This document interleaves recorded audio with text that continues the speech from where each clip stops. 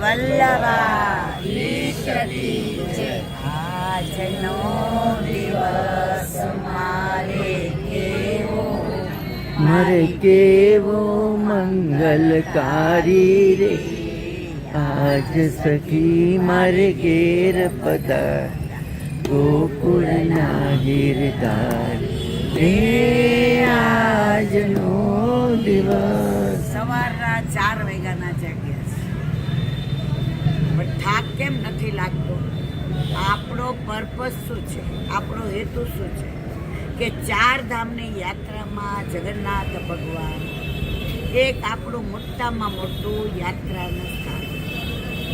જીવનમાં બધા એવું કે ભગવાન કે એકવાર જગન્નાથ ભગવાનના દર્શન કરવા. હું એકલી 3-4 વાર આવી ગઈ છું મારા ગ્રુપમાં.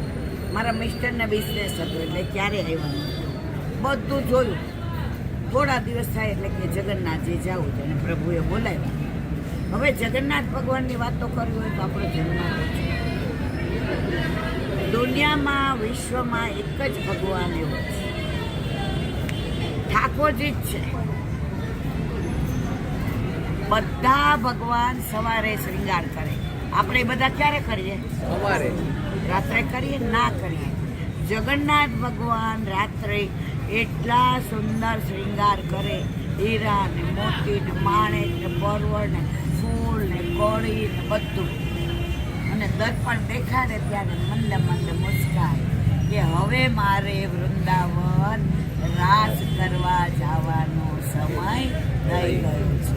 તો આ ભગવાનની બધી વિશેષતા. હવે એવું બધી પછી પહેલા આપણે બેઠકજીમાં ગયા ને જારીજી કેટલાય બન્યા બરાબર. હવે શું મહાત્મ્ય છે જારીજી પરિવાર?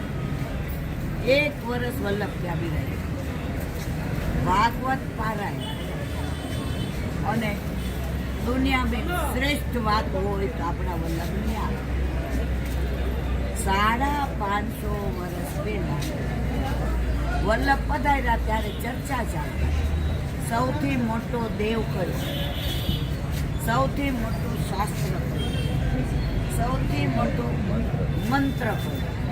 હવે એટલી ચર્ચા થાય, બધા પોતપોતાના ભગવાનનું કહે કે ના આ વલ્લભ પધાર્યા તો બધા રાજી થઈ ગયા, ઊભા થઈ ગયા ને તાળીઓ પાડવા માંડ્યા, દંડવત કરવા માંડ્યા ને મંદ મંદ મુસ્કાવા માંડ્યા, વલ્લભના મુખારવિંદના દર્શન કરવા માંડ્યા. કે આટલા વખતથી આ બધું પૂછીએ છીએ, કાંઈ નિવાડો આવતો, પણ હવે વલ્લભ પધાર્યા છે તો નિવાડો આવે છે. આપણા જીવનમાં એવું જ છે.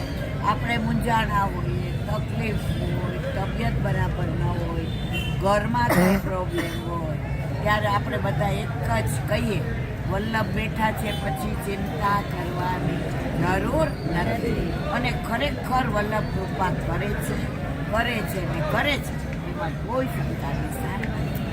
તો એવી જ વાત વલ્લભને પૂછ્યું કે રાજ, સૌથી મોટો દેવ, સૌથી મોટો મંત્ર કયો અને સૌથી મોટું શાસ્ત્ર કયું? હવે જો વલ્લભ મોઢે કહે તો ક્યારેય મારા જેવા 500 હતા, ના આવું ના હોય, આમ ના હોય, ના હોય. વલ્લભને ખબર હતી કે હું જવાબ આપું એના કરતાં જગન્નાથ ભગવાન જવાબ આપે તો જ્યાં સુધી સૂરજ ચંદ્ર રહેશે ત્યાં સુધી આ જવાબને બધા માન્ય રાખશે. એટલે વલ્લભે કહ્યું, સાંભળ રાજા,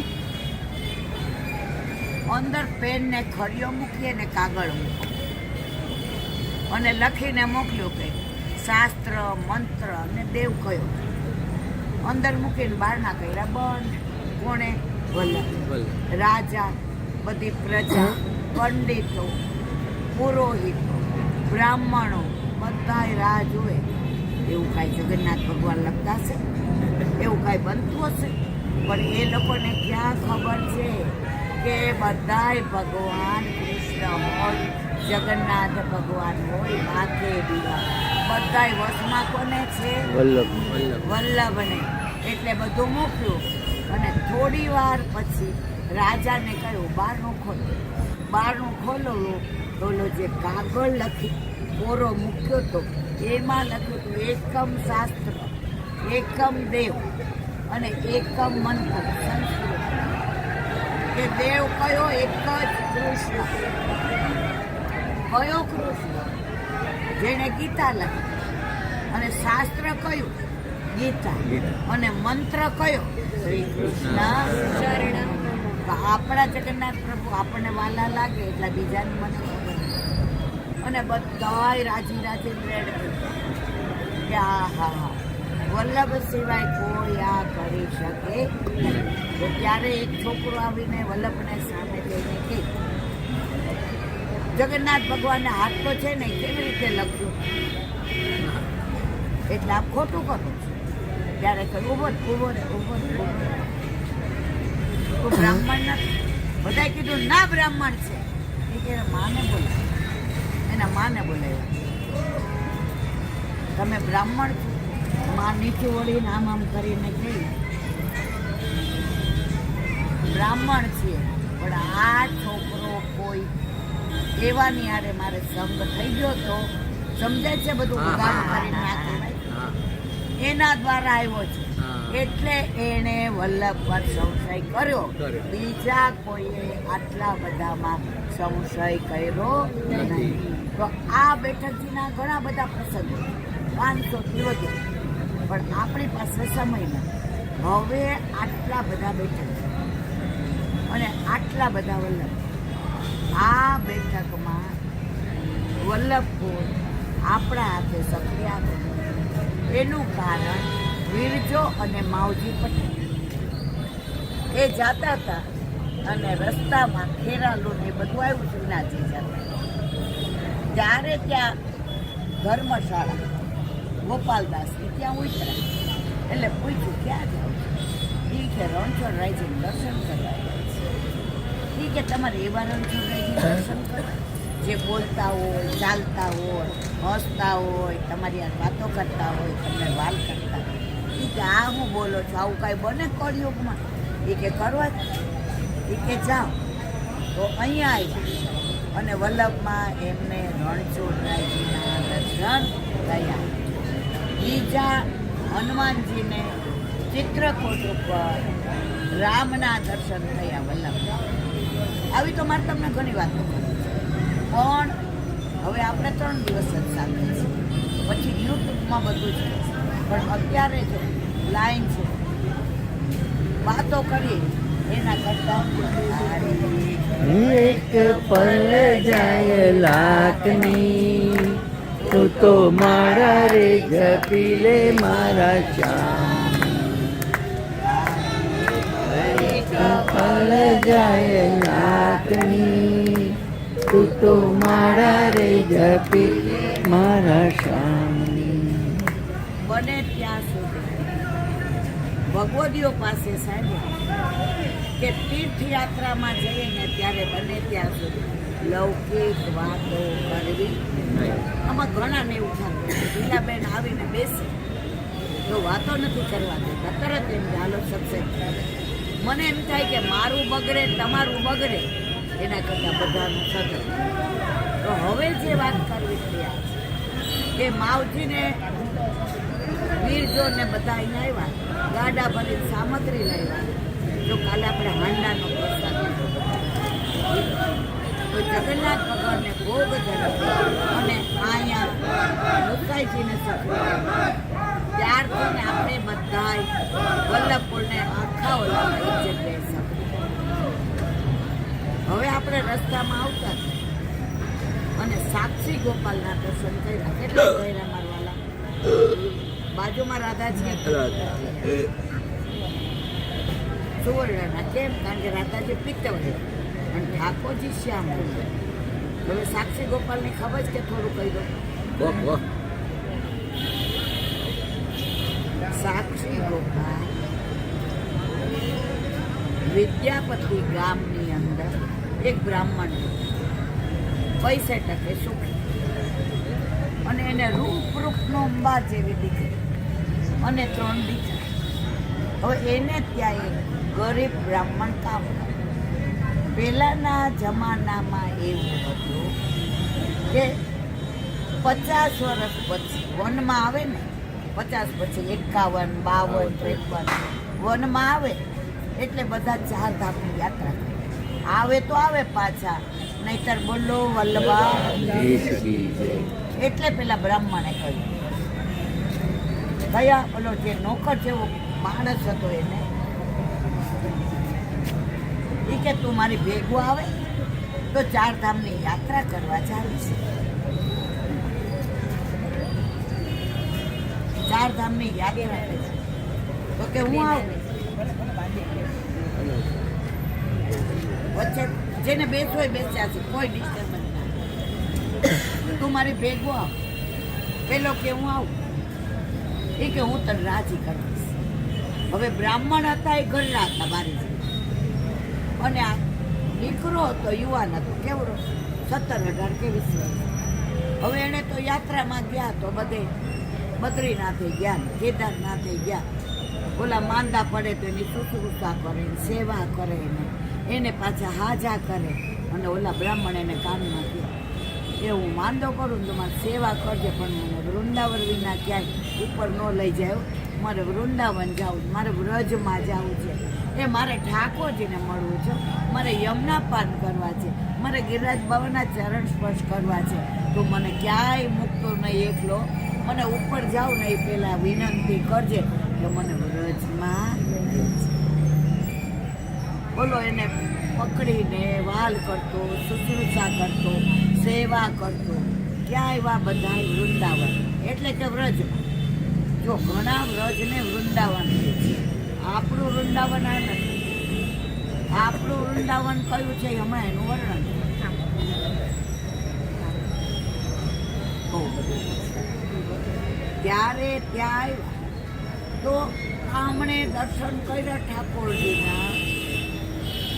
તો આ બ્રાહ્મણ તો તન્મય થઈ ગયા કે બસ હવે લેવો હોય તો લઈ લો. હવે મને દુનિયામાં અહીંયા ભૂતલ પર રહેવામાં જરાય રસ નથી. ઓલા બેટી પડ્યા કોને, ઓલા 18-20 વર્ષનો બ્રાહ્મણનો છોકરો એ કે જા તું મારા ઘરે કામ કરીશ, તું ગરીબ બ્રાહ્મણ છે, તું ભણેલો નથી, તારે ખોયલું નથી, તારી પાસે કોઈ આવક નથી, પણ તે મારી 4 ધામની યાત્રા કરાવી. એના કરતાંય તું મને અહીંયા વ્રજમાં લઈ આવ્યો, ઠાકોરજીના દર્શન કરાવ્યા, યમુના પાન કરાવ્યું, ગિરિરાજ બાબાના દર્શન કરાવ્યા. તો આ ઠાકોરજીની સાક્ષીએ તને કહું છું કે મારી દીકરી તને પરણાવીશ. સમજાયું બધાને? ગતરમ ગતરમ કરે. બોલો કે તમે રહેવા દો, ઠાકોરજીની સાક્ષી ના રાખો. તમે કરોડોપતિ, તમે ગામના મુખી, તમારા દીકરા વાઘ જેવા, હું તમારા ઘરે કામ કરું, ભલે બ્રાહ્મણ છું, મને નહીં પરણાવે. તો કે જા, મારું વચન છે, મારું વચન કોઈ ઉઠાપી શકે. હવે આવ્યા દીકરીના લગ્નની વાતો ભાઈઓ કરતા. બાપા એવી ધામધૂમથી કરવી છે, અમારે એકની એક બેન. બાપા દુનિયાને ખબર પડે કે બેનને કેમ પરણાવાય, નામ તેમ. ઓલો કામ કરતો તો કોણ? પેલો બ્રાહ્મણ. એને ધીમેકથી બાપાને કહ્યું, વચન આપ્યું છે કયો મારી યાર પરણાવી દે. હવે કોઈ પરણાવે? એટલે બાપાએ કહ્યું કે આ 3 દીકરા, આ બેન નહીં. એ કે બાપા હાય છે બુદ્ધિ નથી. આપણી બેન, આપણી સ્થિતિ, આપણું સ્ટેટસ, આપણું માન, આપણો મર્તબો, આપણી પ્રતિષ્ઠા ગામમાં અમારે હાથ પેઢી ઉધી નીચા જોયું કરવું છે. ત્યારે ઓલાએ મૂકીને જઈને ફરિયાદ કરી. કોણે? બ્રાહ્મણના દીકરા. એ કે મને એને વ્રજમાં, વ્રજભૂમિમાં, વ્રજની રજમાં વચન આપ્યું કે તે મારી 2 વર્ષ પહેલાં યાત્રા કરતા 2 વર્ષ પાછળ એવી સેવા કરી છે, મારી દીકરી પરણાવી. ઓલા મુખીએ સાક્ષી છે એ કે ઠાકોરજી. એટલે હસવા માંડ્યા બધા. એ કે જ્યારે કાંઈ ન હાલે એટલે આપણે ઘણા ખોટું બોલતા હોય ને, બોલતો ઠાકોરજીને હમ 1 લાખો મળે. આપણે ક્યારેય ઠાકોરજીને વચમાં લવા નહીં. ઘણે બને એમ પહેલાં પંથ અને મારા વાલા. એટલે મુખ્ય હસતા હસતા ટોન્ટમાં કોને? ઓલા દીકરા. એ કે તો લઈ આવજા ઠાકોરજીને સાક્ષી. દોડતો દોડતો આવ્યો, ખાવું પીવું કાંઈ નહીં. આવીને કે "એ ગોપાલ ગોપાલ", જ્યાં વાત થઈ, કારણ કે વ્રજમાં તો અનેક ઠાકોરજી છે. ઠાકોરજીનું ગોળ પછી કે શું છે લાલા તારે? એ કે ઊભા થઈ જાઓ, હાલો સાક્ષી દેવા. એ કે તમારી હાજરીમાં તો આ ભાઈ કહ્યું હતું કે મારી હારે દીકરીને પરણાવું છે.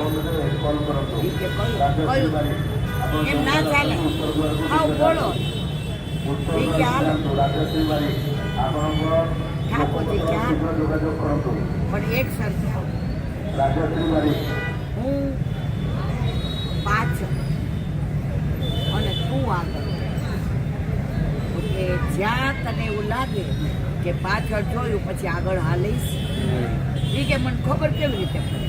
એ કે પગમાં ઝાંઝર પહેરું છે, એટલે જ્યાં રૂમઝુમ વાજ આવે તાર માના હું તારી પાછળ આવું છું. બોલે કે ગોપાલ તમે આમ હોશિયાર બહુ જબરા બહુ નીકળી ગયા, આવું બોલો હતો ને. હવે ઠાકોરજી તો ચાલે, થોડુંક વાર થાય એટલે એ બોલો કે જ્યાં હોય ત્યાં ભૂખ લાગી જાય, બેસો સારું. વળી પાછી વ્યવસ્થા કરે. ઠાકોરજી પાછું એને મહાપ્રસાદ દે કે મારું બોલો વળી થોડું ચાલે. એ કે 8 વાર જોઈએ ઠાકોરજીને. આપણે 8 સમાન મંગળ ભોગ આવે, શ્રૃંગાર ભોગ આવે, ગ્વાલ ભોગ આવે, રાજભોગ આવે, ઉત્થાપન ભોગ આવે, સંધ્યા ભોગ આવે, શેન ભોગ આવે, બધા ભોગ 8 આવે. હવે આમ કરતા ઠાકોરજીને ઊંઘવા માંડ્યું. ઓલાને કીધું તું પાછળ નહીં જોવાનો. ઠાકોરજી ત્યાં બોલો છે, થોડી વાર હાલવા દે. પ્રભુ તો થોડી વાર બેઠા, એક લોકો ખાઈ તો થોડી વાર થયો ને રૂમ જો અવાજ ન આવ્યો. ઓલાને 2 મિનિટ થઈ, 5 મિનિટ, 10 મિનિટ. હા મારા પ્રભુ હોયા ન ગયા ને, આનું કાંઈ કહેવાય નહીં. આમ તો વૃંદાવન આવે તો હોયા જ આવ્યા, આનો ભરોસો ન કરાય છે. કેવો ભોળો એમ કરીને પાછળ જોયું. ઠાકોરજી કહેવાય અહીંથી ખસવાનો નથી. કે અમારી સાક્ષી કોણ દેશે? ત્યાં વાત તમારી હાજરી. એ કે બોલાવ. બધાને કીધું કે જા એ વેવલા તારા ભગવાનમાં. એ કે હાલ. ત્યારે મુખી હતા ને થોડા ભગવાની હતા. એણે કીધું એકવાર આ કહે છે કે હાલ. આખું ગામ ને મુખી ને પંચાયત વાળા બધા ઠાકોરજી બિરાજતા. ઠાકોરજી એમને જોઈને મને મુસ્કાન. આની કાનીથી બધાને દર્શન. અને ત્યારે ઓલા જે બ્રાહ્મણ કાકા અને એના 3 ભાઈઓ જે મારવા આવ્યા હતા કે હારે ઊંડું બનાવશે. ત્યારે પ્રભુ દર્શન કર્યા. ત્યારે બ્રાહ્મણ કાકાએ કહ્યું ગોપાલ સાચું બોલજો, મેં આનું વચન આપ્યું હતું ને કે મારી દીકરી તને પરણાવીશ, તો કે મારી હાજરીમાં જ પરણાવો. અને ત્યાં સાક્ષી કોણે આપી? ઠાકોર. તો આ ઠાકોરજી અહીંયા જ રહી ગયા, ગામમાં ના ગયા. અને એનું નામ શું પડ્યું? સાક્ષી. અને લગ્ન હતા એટલે યુગલ સ્વરૂપ, એટલે બાજુમાં રાધાજી છે. તો આ સાક્ષી ગોપાલ લીલા મારા. હવે બીજી એક વાત સરસ. જ્યારે રથયાત્રા નીકળે 3 રથ, નંદી ઘોષ ને આ બધું તમે જાણો, એટલે વિવરણ નથી કરતું. કારણ એ બધાનું વિવરણ કરીએ તો આનંદ બહુ આવે, પણ આપણી પાસે સમજ. જેવા રથયાત્રામાં દાઉભૈયા, સુભદ્રાજી અને જગન્નાથ ભગવાન બિરાજે, પછી ચાલવા માંડે.